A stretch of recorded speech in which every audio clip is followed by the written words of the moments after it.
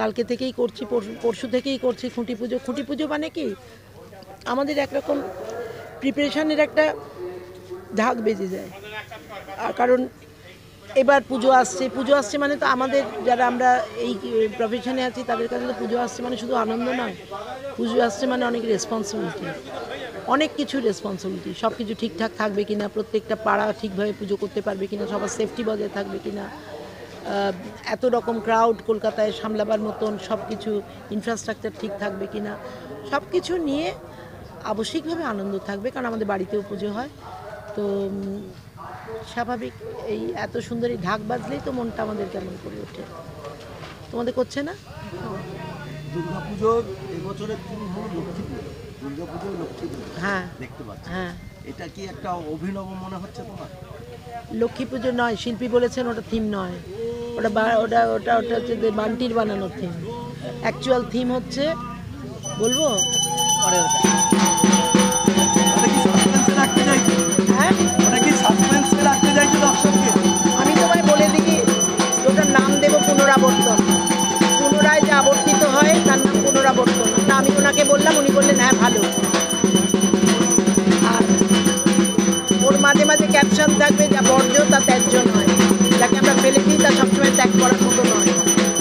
ব্যাস এইটুকু বলতে পারি যে এইটা থাকবে আমাদের থিম।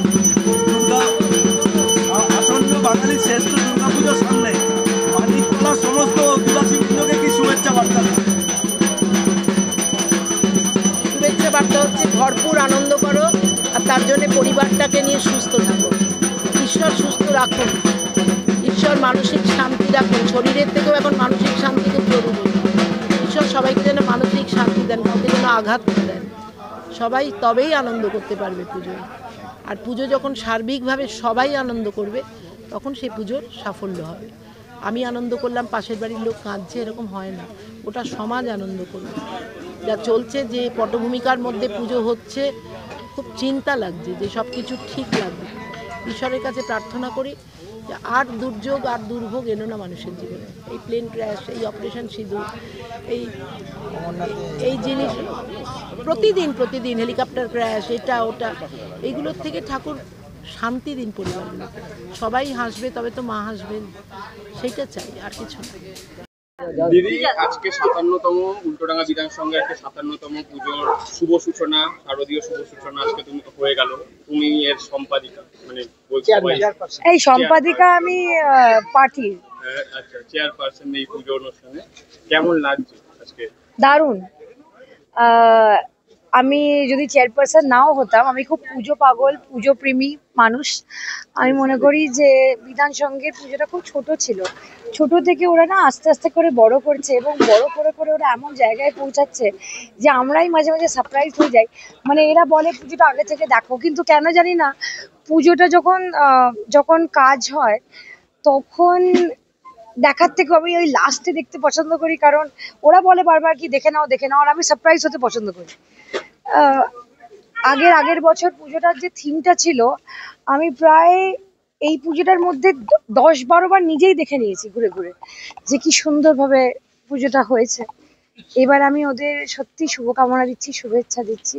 ওরা এই ছোট পুজোটাকে, যেটা এখন বড় হয়েছে, আরো বড় জায়গায় নিয়ে যাক, এবং ওরা অনেক প্রাইজ পায়, ওরা নিজ গুণে প্রাইজ পায়, এবং শিল্পী অত্যন্ত দক্ষ, এবং সুন্দর থিমটা ওরা বেছেছে। আমার সঙ্গে ওরা পুজো নিয়ে ডিসকাস করে, কিন্তু ওরা জাস্ট চেয়ারপারসন রাখে, কিন্তু আসলে ওরাই চেয়ারপারসন, মানে ওরাই ডিসাইড করে যে কিভাবে কি করব, কি কেমন ভাবে কি করব, থিমটা কি হবে। ফাইনালাইজটা আমার সামনে এসে করে নিশ্চয়ই, কিন্তু বাদবাকি পুরো ব্রেনটাই ওর। এখানে অরূপ আছে, আবার সবাইকে বোঝায় ও পুজোর থিমটা। শিল্পী যখন থাকে না তখন অরূপী শিল্পীর মতো করেই বোঝায়। তো আমি ওদের সঙ্গে এটা মানে যুক্ত হয়ে আমার খুব ভালো লাগে, এবং আমার খুব ভালোবাসার জায়গা থেকে এই পুজোটা। দিদি, এবছর যে ভাবনা না, এই বিধান সংঘের ভাবনা হচ্ছে দুর্গাপুজো লক্ষ্মী পুজো। আমি বলতে পারবো না, কারণ আমাকে ওরা চাপ দিয়ে বলেছে কোনো মুখ খুলতে না এই বিষয়ে, তো আমি বলবো না, ওরাই বলে দেবে তোমাকে। ওরা থিম বলতে বারণ করেছে। এটা আর লালাবাগান নবাঙ্কুর, মানে প্রায় থিম বললে গলায় টিপে দেবে এরকম। ওরা খুব কম্পিটিটিভ। বিধানসভা মানেই চমক, এখানকার যারা কর্মীরা আছে, বোনরা আছে, ভাইরা আছে, তারা এই 5 মাস ধরে অক্লান্ত পরিশ্রম করে। আর এই জায়গাটাও ভালো পেয়েছে, মানুষ এসে সুন্দরভাবে ঠাকুর দেখতে পারে, মেলা দেখতে পারে, এবং নানান এরা থিম করে এবং মানুষকে এত সুন্দর পরিষেবা দেয়, যার জন্য বাইরে সারা বাংলার মানুষ বিধান সঙ্গে আসবেই। যেখানেই যাক না যাক, বিধানসভা উল্টোডাঙা ঠাকুর দেখলে বিধানসভা এসে ঠাকুর দেখে। কি বলবো? প্রথম কথা হচ্ছে থিমটা আমার দেওয়া না, যার মস্তিষ্ক প্রসূত আমাদের শিল্পী এখানে মানে পূর্ণেন্দুবাবু আছেন। এখানে উপস্থিত আছেন আমাদের মানিকতলা বিধানসভার বিধায়িকা তথা আমাদের পুজো কমিটির প্রধান উপদেষ্টা মাননীয় শক্তি পান্ডে মহাশয়। আমার সাথে আমার সঙ্গের সভাপতি, সেক্রেটারি, সহ সেক্রেটারি সবাই এখানে আছে। আর রইল হচ্ছে মা দুর্গার আশীর্বাদে বিগত কয়েক বছর ধরে এটা ঠিকই যে আমাদের পুজো বা পুজোর মান ঊর্ধ্বমুখী। সেটা সম্ভব হয়েছে আমাদের সকল সিনিয়র জুনিয়র যারা সদস্য আছে তাদের একাগ্রতা বা তাদের পরিশ্রম, তার সাথে মা দুর্গার আশীর্বাদ তো আছেই। দাদা কি চমক থাকছে এবারে? চমকটা তো এখন না, তার জন্য অন্তত আপনাকে সেপ্টেম্বরের 28 তারিখ পর্যন্ত অপেক্ষা করতে হবে। আগের বছর যেরকম আমরা দেখেছিলাম বিশাল একটা বড় প্যান্ডেল, এবং দেখুন আমরা প্রত্যেক বছর চেষ্টা করছি যারা দর্শক এখানে, যারা দর্শনার্থী এখানে আসে তাদের জন্য নতুন নতুন কিছু থিম উপহার দেওয়ার জন্য। এবার এই বছর মানে বিগত বছর এবারও সেভাবেই চেষ্টা করা হচ্ছে। বাদবাকিটা তো সময় আসলে দেখা যাবে। যে এলাকাবাসীরা এটার উপরে তাকিয়ে রয়েছে দেখার জন্য, সৌন্দর্য একটা আলাদা অনুভব করার জন্য, আনন্দ অনুভব করার জন্য, তাদের উদ্দেশ্যে কি বার্তা দেবেন?